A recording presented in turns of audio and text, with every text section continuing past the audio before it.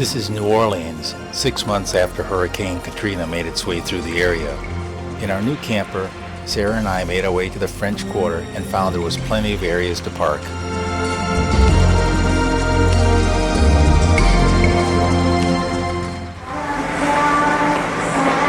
This is Bourbon Street. I think this is the t-shirt shop I used to work at back in the early 70s for Cleve Branston. I don't know what it is now, but I think this used to be the t-shirt shop. I used to have a little apartment on the top there. I used to climb out the window, sit on the roof and party around.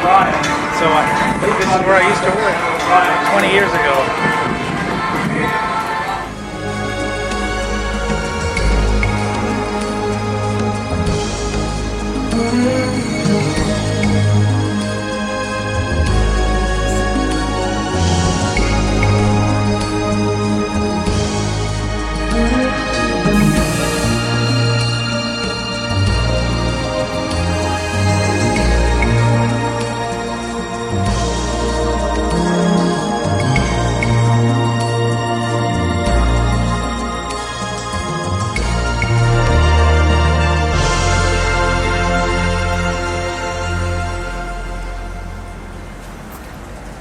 Look at the big ones up here.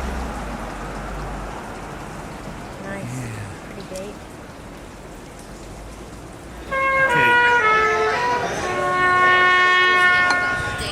We're at the Café du Monde in New Orleans, and this is where I had my first cup of coffee with my mom, probably 47 or so years ago. Let me see if it tastes the same. Same mixture. And beignets. The square donut with extra powdered sugar.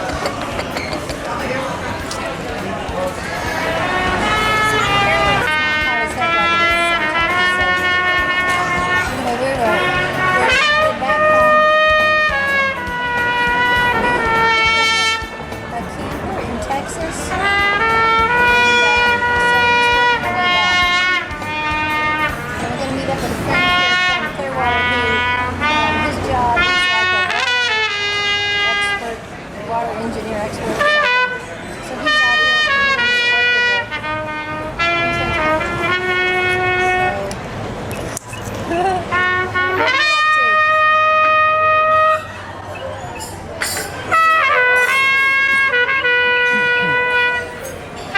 Hey, John. What? Yeah, we're at the cafe right out church. It's a Café du Monde. So, yeah, right. Okay. Right, bye.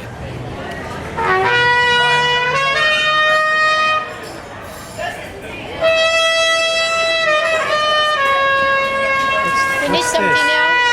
What's this, Sarah? You got a Sprite. Oh, Sprite? I'm sorry.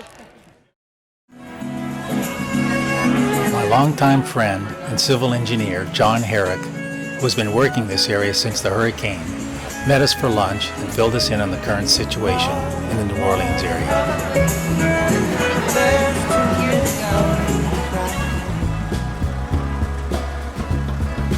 Brother, brother, brother, there's far too many of you dying. You know we've got to find to bring some loving here today. Yeah. Father, Father, we don't need to escalate. You see, war is not the answer, for only love can conquer hate. You know we've got to find a way to bring some love here today. Oh, picket lines and picket signs don't punish me with brutality. Talk to me so you can see what's going on. What's going on? Yeah, what's going on? Oh, what's going on? Right on.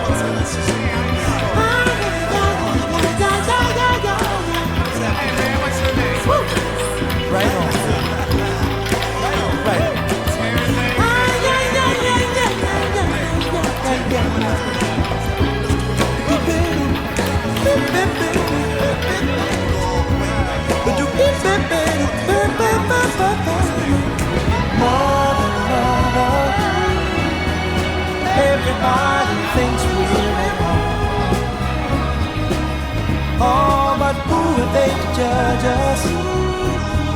Simply cause our hair is long. Oh, you know. I started coughing almost as soon as I got in this area.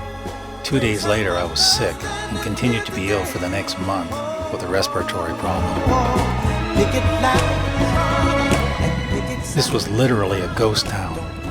Houses looked almost lived in with cars still in the yard, but a closer look showed all these places were empty, full of mold and debris. What's going on?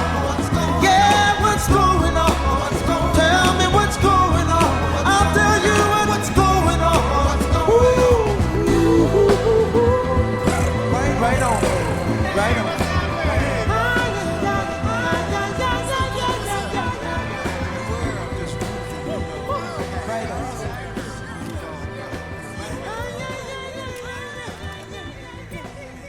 So This is ground zero of the 17th Street Canal, where the canal wall was undermined and the entire section, 300 and some odd feet, was undermined, and then the whole wall fell in, and then the houses on either side of you through right here were just washed away right down that street, and including that house right there, which you can see was destroyed and undermined considerably.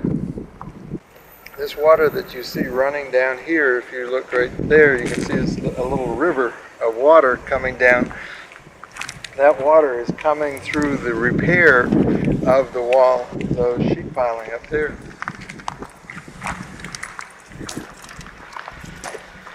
See the foundation? there was a house right here? Yeah, there are houses all the way through here. Oh my gosh. There's no longer... I was just saying, it's a neighborhood, yeah. Those sheet piling are 79 feet long. They're driven down into the ground 50 some odd feet, 60 feet, whereas the sheet piling underneath those concrete walls right there were only 17 feet long. Those 17-foot long pilings didn't go into bedrock or anything substantial. They had to go 79 feet to get into something solid clay, hard clay, to get that to stop the water. So it's great right here, but who knows about the rest of it? From here all the way down, from there that way, those walls aren't any good anymore. They aren't any good anymore. They've been stressed and they're a little bit If you go up, compromised already. So if you go up and look down the wall, you'll see that they are kind of leaning. So they aren't ready for another hurricane by any stretch.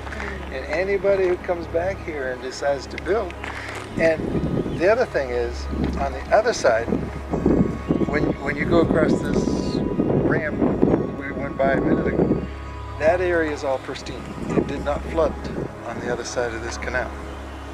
The wall on the far side of this canal didn't break. So therefore, all of those people in Metairie and that whole area, the price on their homes went skyrocketing. They doubled and tripled the value of the homes over there because everybody that's over here moved over there. Unfortunately, that 17-foot sheet piling on the other side, if they buttress this side up so it won't break, the water comes up again, it's going to break that way. So everybody on that side is going to get flooded next time.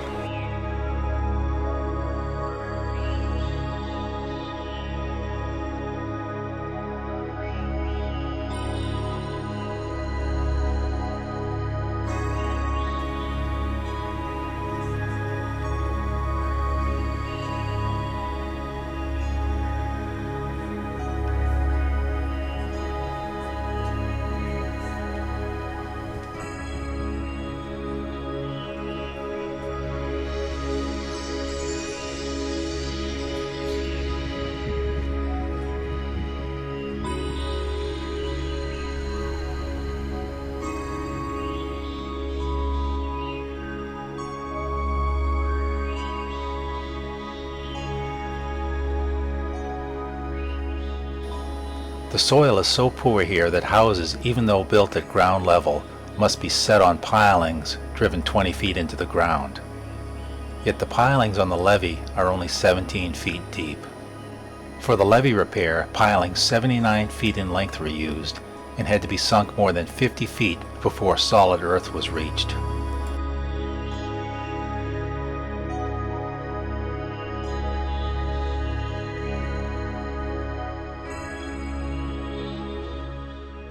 Hundreds and hundreds of automobiles had been hauled from homes and were just sitting under these overpasses.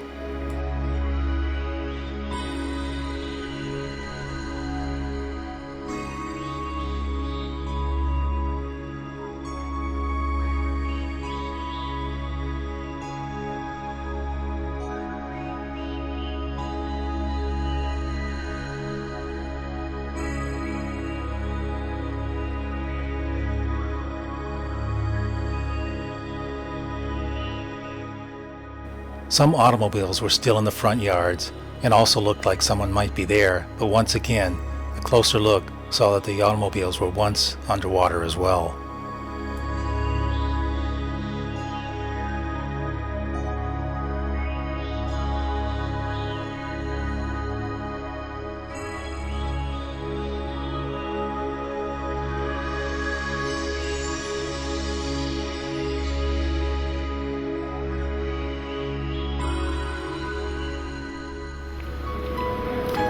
That evening, John treated us to a lovely supper at the court of the Two Sisters.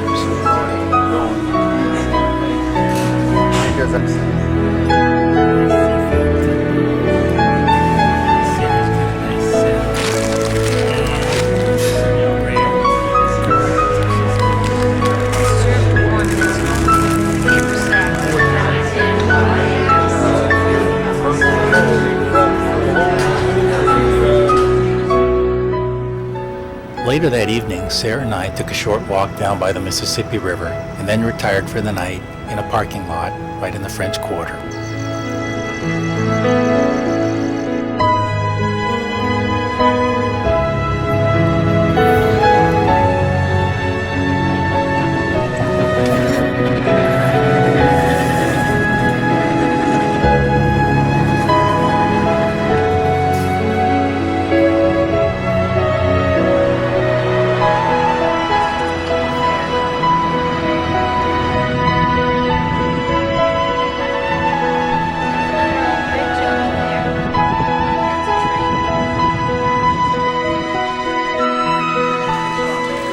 The next morning we had breakfast at Café Du Monde and then began our drive along the coast back towards Florida.